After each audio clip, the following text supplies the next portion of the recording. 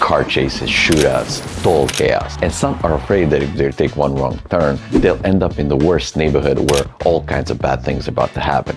On the other hand, Americans thinking about traveling to Europe worry about pickpockets, scams, or ending up a place where no one habla inglés and there's no Wi-Fi. So, which is it? Is America actually dangerous? Is Europe any safer? Or is this all just hype?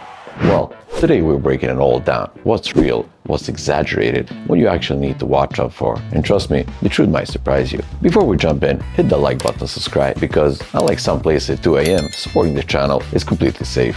What people consider dangerous depends a lot on where they're from. Americans hear crime in Europe immediately think about someone picking their broke pocket or scamming their I'm not from here tourist face, probably a terrorist attack or even flying down the middle of the war zone. Thank you, Hollywood. Meanwhile, Europeans hear crime in America and imagine dodging bullets on their way to Starbucks to get their favorite coffee. But here's the funny thing, when Americans visit Europe, they're way more worried about petty crime than the locals are. Watch out for pickpockets in Paris. Be careful in Barcelona. Meanwhile, Europeans visiting the US are asking, am I gonna get shot if I walk into the wrong neighborhood? Or will my organs stay intact? Both fears come from real things, but they're also exaggerated. Let's break it all down. What's actually true about crime in America versus crime in Europe? Alright, let's talk about crime in America. If you go by Hollywood, it's basically a non-stop action movie, high-speed chases, bank robberies, and dramatic shootouts in broad daylight.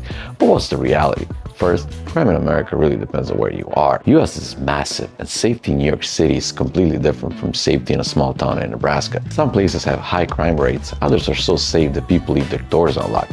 Yes, that actually happens. But let's go to the big one, violent crime. Yes, America has higher gun violence than Europe, and yes, certain cities have rough areas, but the way some people talk about it, you'd think every trip to the US comes with a free bulletproof vest. The truth? Most tourists will never experience this side of America. So, while America isn't a crime-free country, the idea that you're constantly in danger just by walking around is, let's just say, a bit dramatic. Now, let's be real. Violent crime in most of Europe is lower than in the US. You're way less likely to hear about shootouts in Paris than in Chicago. But that doesn't mean Europe is all sunshine and croissants.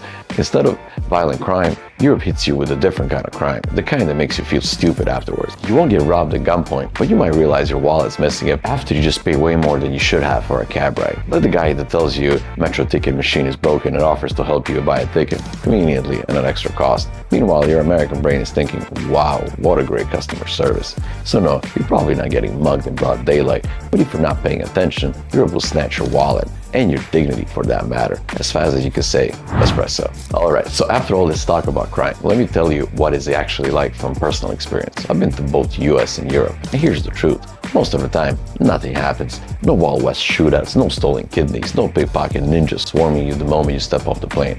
But also seen how people let their guard down in ways that make them easy targets, like the American tourist in Europe who left his backpack wide open in a crowded metro. Surprise, surprise, his wallet was gone by the next stop. Or the European visitor in US who forgot to lock his car because nothing ever happens in my town. Guess what? His stuff got stolen.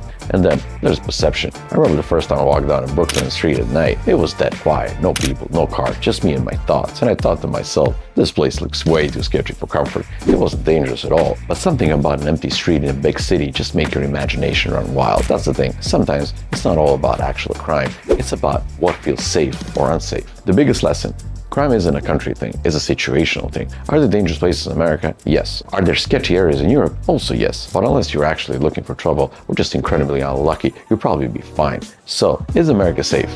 Yes and no. Is Europe safe? Also yes and no. The real question isn't, is this country dangerous? It's, are you paying attention?